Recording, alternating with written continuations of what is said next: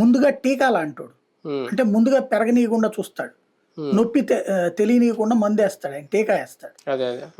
ఈయన ఏంటంటే నొప్పి తెలియనిచ్చి ఆయింట్మెంట్ రాస్తాడు.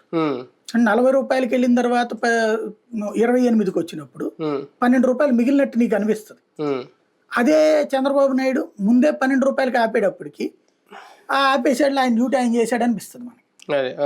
ఆ విధంగా చంద్రబాబుకి ఈయనకు ఉన్నటువంటి తేడా అది. పెంచి తగ్గించడం, ఈయన అసలు పెంచకుండా చూడటం, అది రాజశేఖర రెడ్డిని హీరోని చేసింది అనమాట.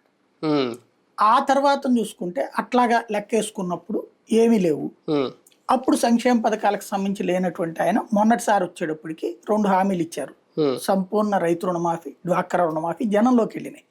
అవి కాకుండా చేనేత రుణమాఫీ, ప్రతి మహిళకి 25,000 రూపాయలు ఇది ఇస్తాము, బస్సుల్లో ఫ్రీ ఇస్తాము, ఇవన్నీ ఉన్నాయి 2014 మేనిఫెస్టోలో కూడా. బస్సులో ఫ్రీ అప్పుడు 2014 దాంట్లో డబ్బులు ఏదో ఇస్తామని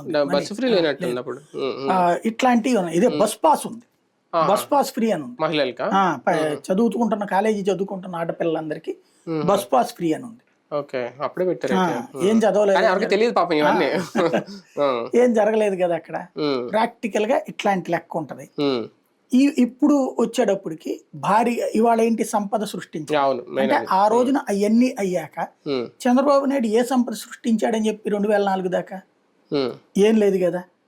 ఆ తర్వాత హైదరాబాద్ మీద వస్తున్న ఆస్తి చంద్రబాబు వల్లనే వస్తుందని చెప్తున్నారు. కానీ ఇప్పుడు మరి చంద్రబాబు టైంలో ఏం సంపాది, ఇప్పుడు 2014 to 19 చేశాడు, ఏం సంపద సృష్టించబడింది రాష్ట్రంలో? 55,000 కోట్లు ఆయన ఉన్నప్పుడు సంపాదన.